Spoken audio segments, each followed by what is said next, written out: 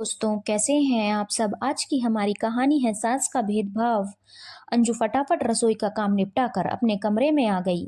आज उसे आनंद के साथ मूवी देखने जाना था, इसीलिए सास कोकिला जी और ननद इंदु का खाना तैयार कर वो अपने कमरे में आई थी। देवरानी रवि और मनु तो आज बाहर ही डिनर करके आने वाले थे। आनंद उसके लिए खास अनारकली सूट लेकर आया था। आज उसी को पहनकर वो तैयार होने वाली थी। शादी के 10 साल बाद उसे सूट पहनने को मिलेगा, सोच सोच कर ही वो बहुत खुश हो रही थी, वरना तो वो हमेशा साड़ी में ही रही है। तैयार होने के बाद वो अपने आप को आईने में निहार ही रही थी कि बाहर से आनंद की आवाज आई। अंजू फटाफट अपने कमरे के बाहर आई तो कोकिला जी ने उसे देखकर टोक दिया। अरे ये क्या बड़ी बहू, ये क्या पहना है तुमने? ये तो तुम पर बिल्कुल नहीं जच रहा। ऐसे अनारकली सूट में तो सिर्फ छोटी बहू मनु ही अच्छी लगती है। तुम्हें देखो और एक उसे देखो, कहाँ तुम्हारी थुलथुल खाया और कहाँ मेरी छोटी बहू की मोहिनी काया। तुम कहाँ उसकी बराबरी कर रही हो? कहते हुए कोकिला जी जोर से हंस दी।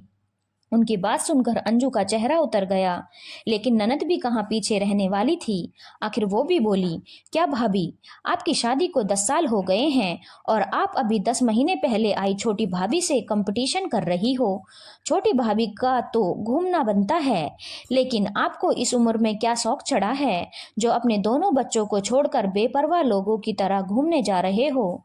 बुरा मत मानना, लेकिन गलत तो नहीं बोल रहे हैं हम लोग बातें बनाएंगे आपके बारे में। अरे बहू, कहाँ अपनी नाक कटवाने में तुली हुई हो? एक बहू तो साड़ी में ही सुंदर लगती है, ऊपर से तुम अनारकली सूट पहन रही हो और बेवजह मूवी में पैसे खर्च कर रही हो। अरे ये सब तो आजकल के चोचले हैं, तुम कहाँ इन सब में पड़ रही हो? मुझे तो ये सब बिल्कुल पसंद नहीं। कोकिला जी ने अपने मन की बात कह दी। ये बात अंदर आते हुए अंजू के पति आनंद ने सुन ली। अंदर आते ही वो बोला, क्या हुआ अंजू, तुम अभी तक यहीं खड़ी हो? मैं कब से तुम्हारा बाहर इंतजार कर रहा हूँ। चलो भाई, देर हो रही है। उसे देखते ही उदास होकर अंजू बोली, मैं साड़ी पहनकर आती हूँ। क्यों, सूट में क्या बुराई है? कोई रिश्तेदारी में थोड़ी ना जा रहे हैं, मूवी देखने ही तो जा रहे हैं। अच्छी तो लग रही हो, दूसरों की नजर से खुद को मत देखो। मुझे तुम अच्छी लग रही हो, बस यही काफी है। अब चलो भी। कहते हुए आनंद ने एक बार कोकिला जी और इंदु की तरफ देखा और अंजू को लेकर रवाना हो गया। उन दोनों के जाने के बाद इंदु कोकिला जी से बोली, यह क्या है मम्मी, ये बड़ी भाभी को इस उम्र में क्या शौक चढ़ आया है? 3 दिन की छुट्टी क्या पड़ी, अपने दोनों बच्चों को नानी के यहाँ भेजकर न्यूली मैरिड की तरह मूवी देखने चली गई और भैया भी उन्हीं का पक्ष ले रहा है। इंदु की बात सुनकर कोकिला जी बोली, बेटा, खरबूजे को देखकर खरबूजा रंग बदलता है। अभी नई बहू को देख रेख कर इन लोगों का सिर आसमान में घूम रहा है, पर तू फिक्र मत कर, इन्हें जमीन पर लाना मुझे आता है। फिलहाल हम तो खाना खाते हैं। अभी दोनों माँ बेटी खाना खाकर उठी ही थी कि इतने में रवि और मनु भी घर आ गए। उन दोनों को देखकर इंदु बोली, अरे भैया भाभी, आप लोग इतनी जल्दी कैसे आ गए? आप लोग तो डिनर करने जाने वाले थे ना? उसकी बात सुनकर मनु गुस्से से रवि की तरफ देखते हुए बोली, हाँ जाने तो वाले थे, लेकिन रवि का पेट गड़बड़ हो रहा है, इसीलिए उसने जाने से मना कर दिया। बोल रहा है कि घर का खाना ही खाएगा, इसीलिए प्रोग्राम कैंसिल हो गया। उसके बात सुनकर कोकिला जी बोली, हाँ तो गलत थोड़ी ना कह रहा है, जब पेट गड़बड़ कर रहा है तो बाहर का खाना कहाँ हजम हो पाएगा। पर हम लोग अभी खाना खाकर उठे हैं, इसीलिए खाना तो खत्म हो गया है। एक काम करो, तुम अपने लिए खाना बना लो।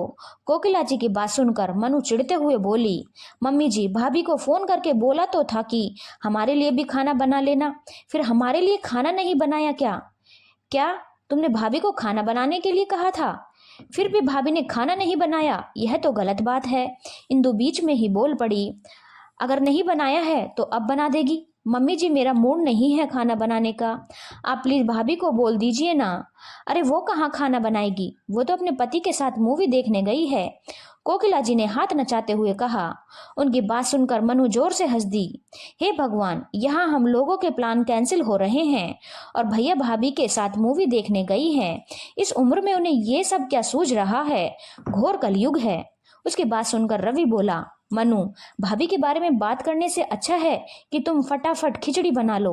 एक तो तुमने कितना लेट फोन किया था, तब तक तो वो शायद शायद भाभी खाना बना भी चुकी होंगी। ऊपर से उनकी पूरी बात सुनी भी नहीं। शायद उस समय तो वो भैया के साथ रवाना भी हो चुकी होंगी। अब बातें करने से अच्छा है कि जाकर खिचड़ी चढ़ा दो। हाँ हाँ, जा रही हूँ। अब तो खिचड़ी ही बनानी पड़ेगी, पर मैं अपने लिए पिज्जा ऑर्डर कर रही हूँ।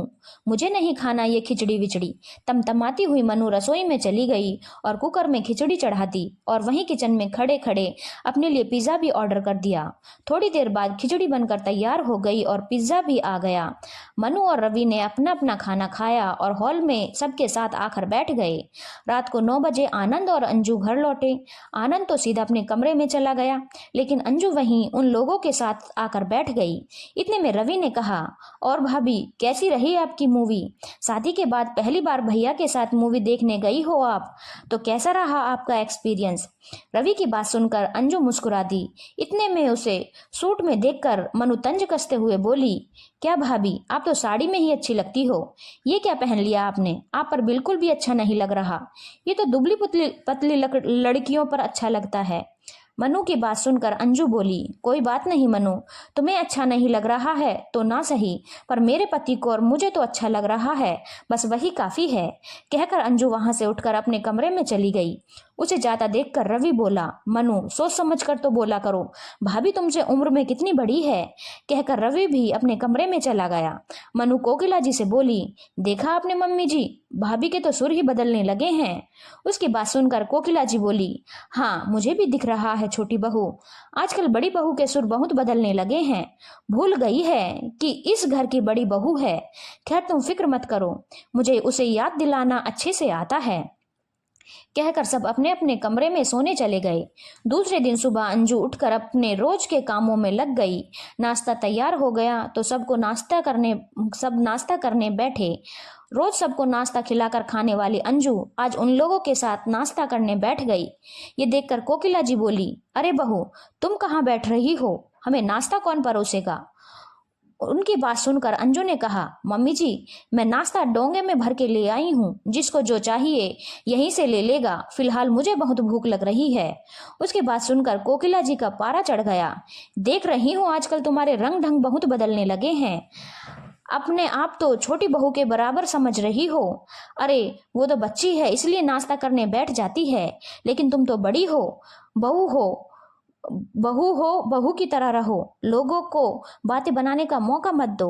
उनकी बात सुनकर अंजू बोली, इसमें गलत क्या है मम्मी जी? जब मैं इस घर में बहू बनकर आई थी तो मेरी उम्र आपकी छोटी बहू से 1-2 साल कम थी, पर तब भी मैं आपके लिए छोटी तो नहीं थी।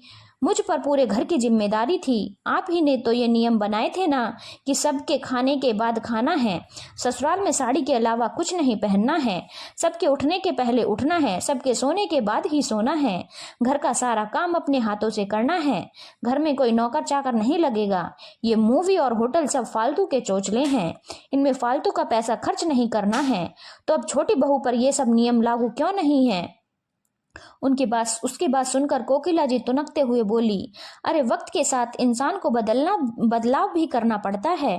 जब तुम शादी होकर आई थी तो तुम इस घर की इकलौती बहू थी, तो तुम्हें हमने अपने हिसाब से रखा। तो अब नई बहू तुम्हारे आने के 10 साल बाद इस घर में आई है, तो अभी अभी क्या हम उसी ढर्रे पर चलेंगे, बदलाव नहीं करेंगे? सही कहा मम्मी आपने, वक्त के साथ बदलाव करना चाहिए और आप बहू के लिए बदल रही हैं, ये बहुत अच्छी बात है। पर मम्मी, अंजू भी तो आपकी बहू है, अब 10 साल बाद उसके लिए भी तो बदलाव कीजिए। उसे तो अभी भी आप 10 साल पुरानी बहू की तरह देख रहे हो। आनंद ने बीच में ही कहा। इतने में रवि भी बोला, हाँ मम्मी, भैया सही कह रहे हैं, आपकी 2 बहुएं हैं, दोनों से एक व्यवहार भी एक जैसा ही होना चाहिए। ऐसा ना हो कि एक को हर चीज में छूट मिले और दूसरी को सिर्फ जिम्मेदारी। कई बार ये छोटी छोटी बातें ही घर के 2 टुकड़े कर देती हैं। अब तो कोकिला जी बिल्कुल चुप हो गई और चुपचाप अपना नाश्ता करने लगी। जानती थी कि आनंद गलत नहीं बोल रहा है, लेकिन अब तो रवि भी साथ दे रहा है। अगर नई बहू को इतनी छूट दी है तो बड़ी बहू के नियमों में भी अब ढील करनी ही पड़ेगी, अन्यथा घर में स्थिति असामान्य हो जाएगी। आखिर अपनी इज्जत अपने हाथ है, कहीं छोटे बेटे की बात सच ना हो जाए। धन्यवाद दोस्तों, अगर आपको कहानी अच्छी लगी हो तो चैनल को लाइक शेयर और सब्सक्राइब करना ना भूलें।